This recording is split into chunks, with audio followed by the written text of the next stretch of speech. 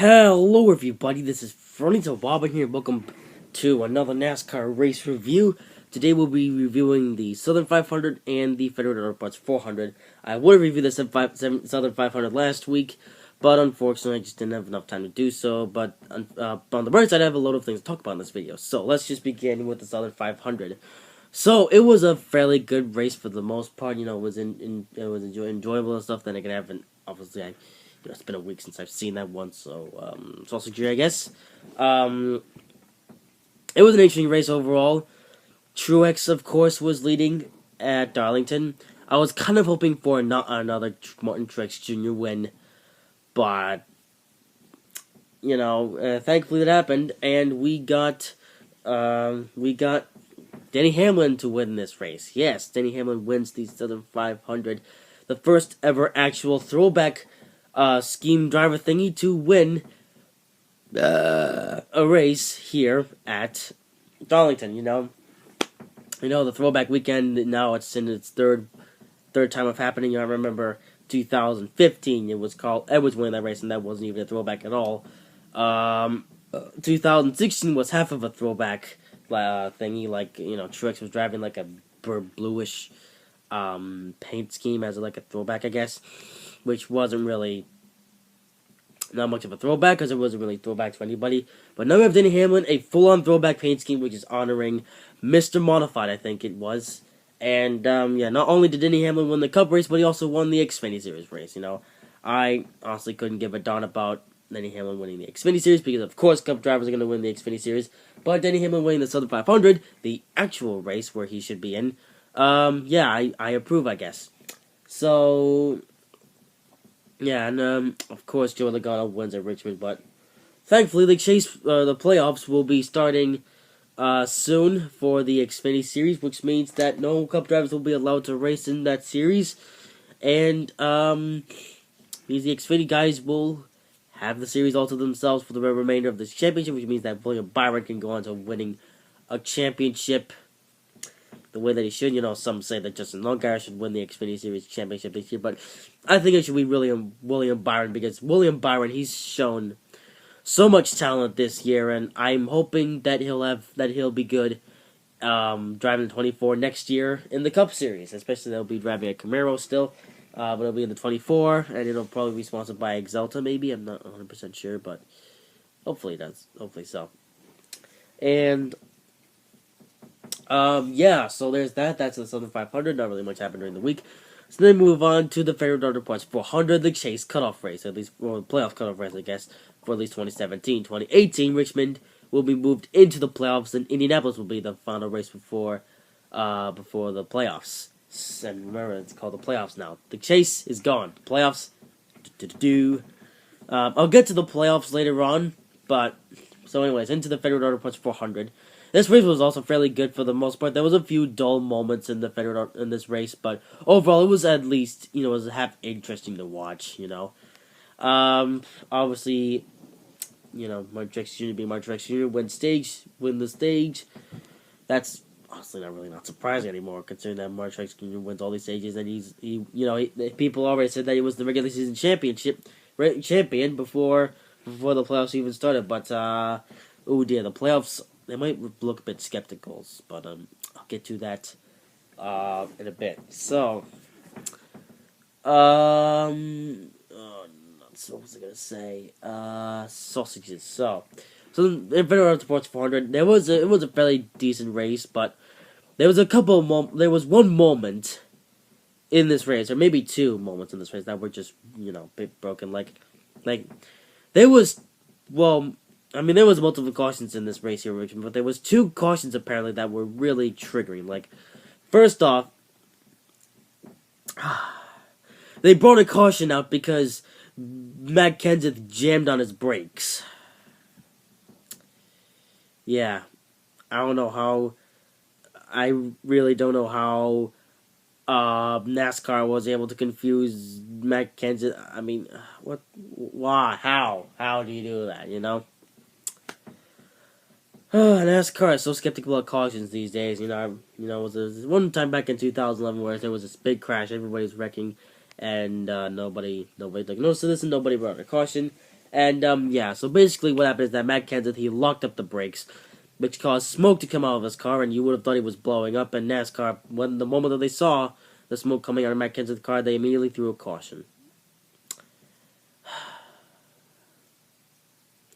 Good job, NASCAR. Good job. And later on near the end of the race, when Truex was dominating the race, which is nothing new, there was a caution for somebody slapping the wall. I think it was, I forget who it was, but it was someone. And apparently he slapped the wall, I guess, which caused a caution. And some say that caution did need to come out. You know, the guy who slapped the wall, I forget who it was.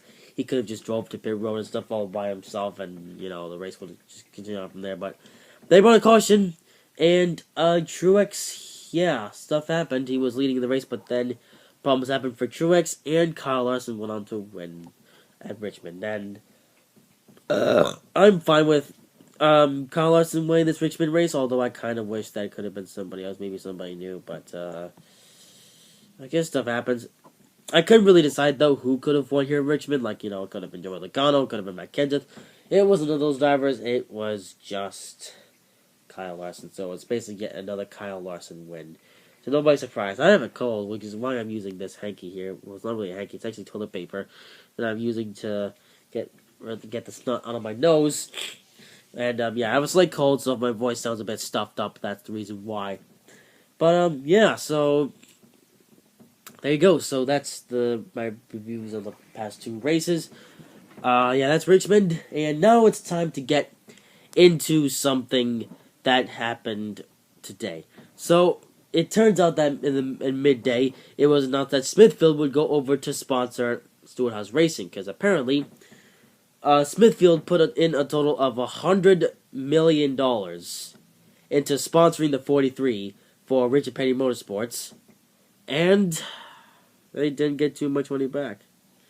Basically, they put all the money into sponsoring Eric Almirola, except the problem is that Eric Almirola is driving a mid-tier car, you know? Like, it's not a good car. I mean, it's not a bad car, but it's not that good of a car either. I mean, the 43 lately is just hasn't had the dominance that it was until that when Richard Petty was like, I mean, really, let's be honest. The 43 has barely done anything since Richard Petty retired from NASCAR. Like, you know, like ever since Richard Petty, well, not ever since Richard Petty, like even at, like, yeah, Richard Petty, like, well, actually, after Richard Petty got his 200th win, then, well, he continued to drive the 43, but then he just got a bit slower and slower, than he couldn't win any races because it was getting newer and newer, and Richard Petty was getting a bit older and stuff. So eventually in 1984, Richard Petty decided to just retire from racing, let somebody else drive the 43, and since then the 43 hasn't done nothing. I mean, it's won a couple of races in its life, but the 43 car has barely done, in fact, it done anything in its life after Richard Petty retired from the 43. And now the money has caught up to the 43, and now it is that Smithfield Foods will be heading over to Stewart-Haas Racing, and yeah, and at the same time, Danica Patrick will not be racing at Stewart-Haas Racing in 2018. In fact, well, I mean, Matt Kenseth. Well, the same story is happening to Matt Kenseth, but Danica Patrick, she's now out of a ride. Going to be out of a ride next year. Well, at least at Stewart-Haas. Maybe Danica will go to a different team or something in NASCAR. Maybe she'll just go with Matt Kenseth, and maybe she'll do some dirt racing or something. Or maybe just stop racing at all. I mean, let's be honest, Danica really isn't that good of a racer, you know.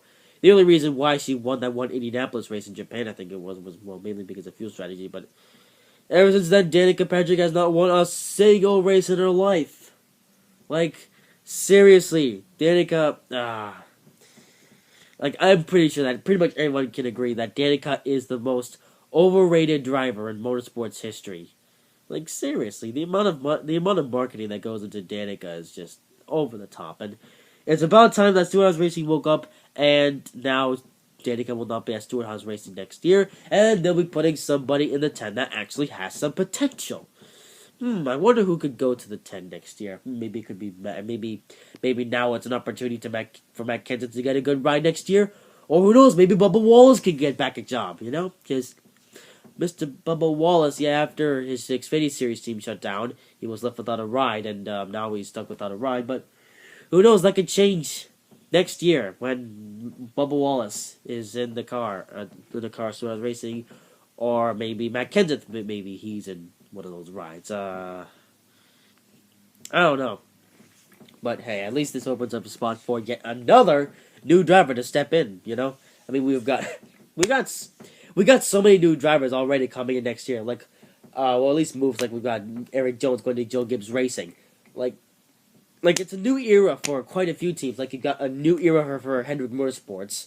Now we have a new era for Hendrick Motorsports. New era for pretty much all the big teams are beginning to start a new era. Like, this isn't just a thing with Hendrick Motorsports. This is a thing with literally every single NASCAR team. Like, I can just list them all out.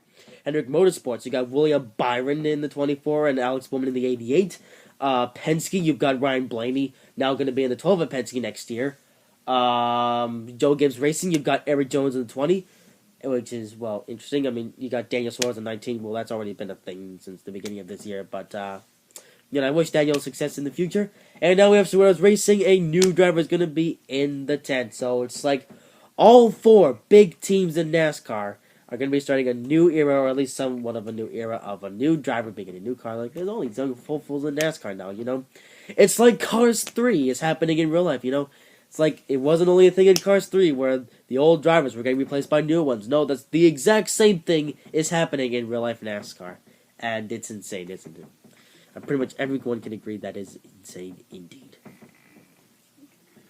So, yeah, I'm actually kind of glad that Danica Patrick is finally getting out of the 10, and they'll actually be getting someone, well, maybe won't even be the number 10 next year. Who knows? Maybe, since Smithfield has now left Richard Petty Motorsports, maybe the team will have to just shut down, you know, because, you know, RPM they've just done nothing lately, so maybe RPM will shut down instead. Well, maybe not entirely shut down. Maybe they'll join forces with Stuart Haas, and the number 10 car will become the number 43, and it will be a top-tier car.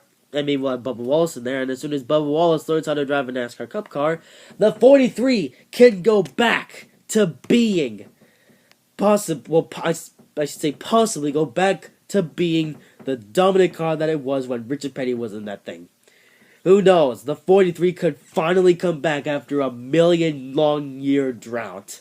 Who knows? That could be the truth, or maybe they'll just have the number 10 and the 43 will be dead. I don't know. I really don't want the 43 to be dead because, you know, like Richard Petty driving the 43, he's really, really mashed the 43 as a thing in NASCAR. And now the 43 has just become an icon in NASCAR. Like you can't get away with saying that the 43 of Richard Petty Motorsports is an iconic number. You know, just like the 21 and the 24 and stuff like that, you know? So, yeah, the 2018 could be the beginning of a completely new era for NASCAR. You know, this year, 2017, was pretty much a new era in its own self. We have stage racing and stuff. And now next year, we've got stage racing, switchings in the schedules, a new track.